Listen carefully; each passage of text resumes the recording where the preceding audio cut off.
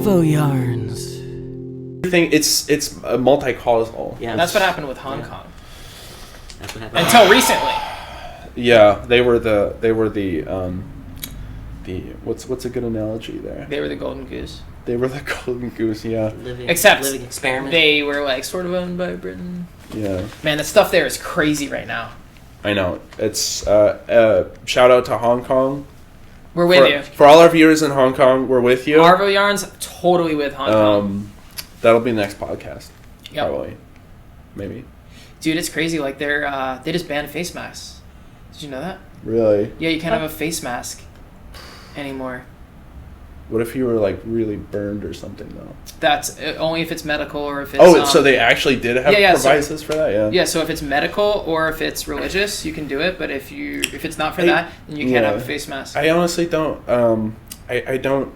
I mean, the situation's terrible, but I don't understand why people are so surprised that it's happening. I mean, China's been encroaching on the sovereignty of Hong Kong for a long time. Oh, yeah. And you know what? When the deal was made that Hong Kong had like pseudo-independence for... I forget how long. It's like they just blindly, when they said it, it's like for the next 100 years. Like Yeah, they're like, whoa! I read this in a lot of books. Yeah, that sounds like some math was done there to come up with that sort of figure. Yeah. What was the reasoning behind 100 years. Because they thought they would be dead and wouldn't have to deal with it in 100 years. Right so much of it is like that, you know?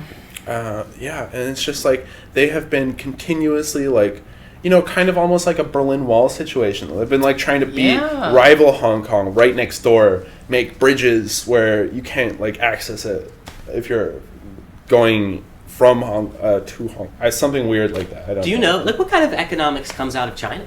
Like what the academic study of it? You know, like how does. You mean research coming out of China? Yeah, I'm just curious. Like when where Xi Jinping wins. Well, right now, just in general, and this is not just China, but we see a large move away from macroeconomics, and that's dealing with kind of like, you know, the top level. How do we, you know, evaluate? Macroeconomics is basically just micro plus. Anyway, and it's moved a little bit more into micro, which is arguably a little less contentious. I mean, during the 80s, we had a lot of macroeconomic research and breakthroughs, but it's just really hard to work on it. And what you do work on it, you know, often doesn't lead to a lot of. Okay, but what about this counter argument? Counter argument to this, right? And I do put stock in this as being effective. We transition candidacies every 48 years. Xi Jinping is president for life, baby! Come on! So, you know, that means, like, I'm gonna get some shit that I want done. But what if, you know, part of that is actually, like, what if, you know, Xi Jinping aligns with me and, you know, a bunch of other people on, like, what's valuable in a way, like, I will crush you if you try to stop me. But... yeah. You can get certain things that, like, certain types of economics are now way more in play. Because now we don't have to worry about a person coming into a power structure 4 to 8 years. And there's different power structures besides the presidency, but just as an example. Well, Xi Jinping's that's going to last a while. Oh, yeah. I don't think he's going anywhere for a good long while. He might not even be in his golden years yet. Anyway, so China. I mean, do you feel like what do you feel that? Like, what do you think about like having a stronger grip, like a dictatorship, and then if that's effective, for and then what kind of economics can go from that? Because if they're like everybody's going to have a pony, then everybody's going to have a pony. So here's whatever that means. So the trajectory of China. I mean, 40 years they've accomplished a crazy amount. There was a more concrete laid than in all of human history. Yeah. 2 years or something. I mean, cities springing up. Just huge cities. Anyway, but so... a lot of them are ghost cities now. You can characterize China as... they're I mean, it's hard to know what'll get you in trouble these days, but I think they're still officially, they say they're a communist party, but they have very much embraced at least the structures of capitalism.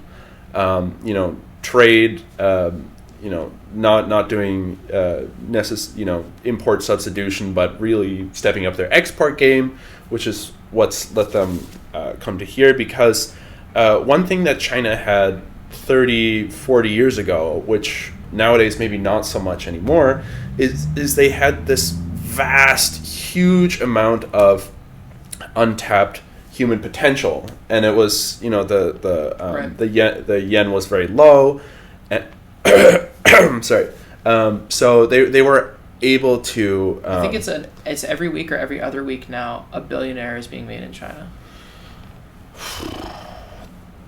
I think it's like I know I didn't hear that specific source, but it's a lot.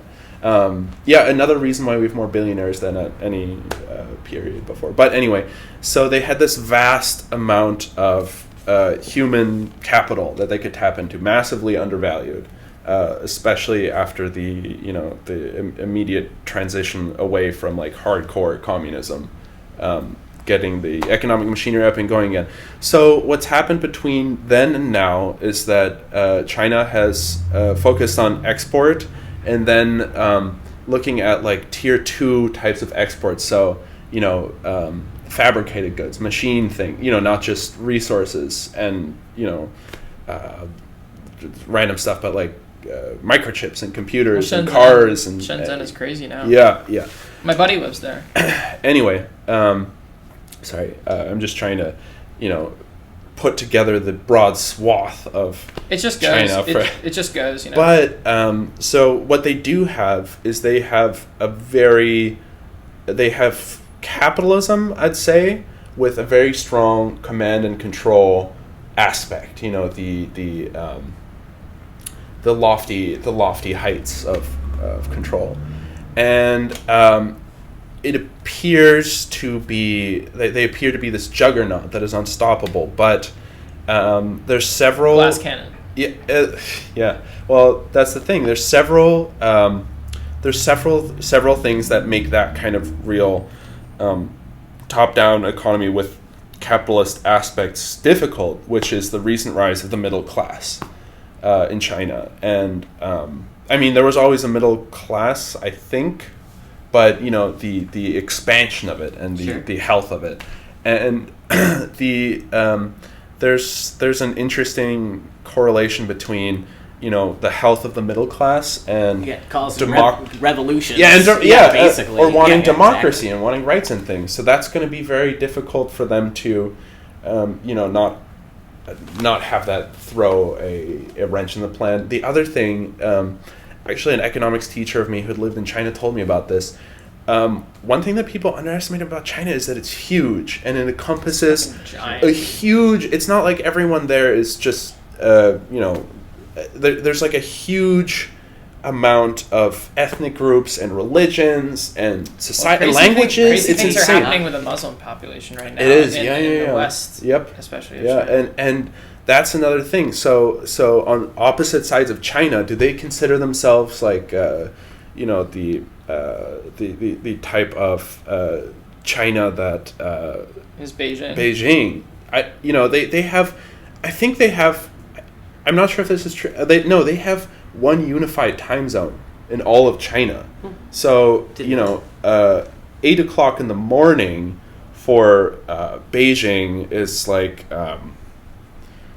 I don't know, like 6 hours ahead. So if you're supposed to communicate with Beijing or your workday in the West, it'd be like at 2:00 in the morning or something. That's such a great metaphor, little natural metaphor. Yeah, and it just completely throws things off. It's really hard to synchronize that. It spans like a big chunk of the globe. It's huge amount. So anyway, those are some potential problems. It's like the British thing where the sun never sets in the British Empire. It's like the sun just hits the entire empire the same. Yeah.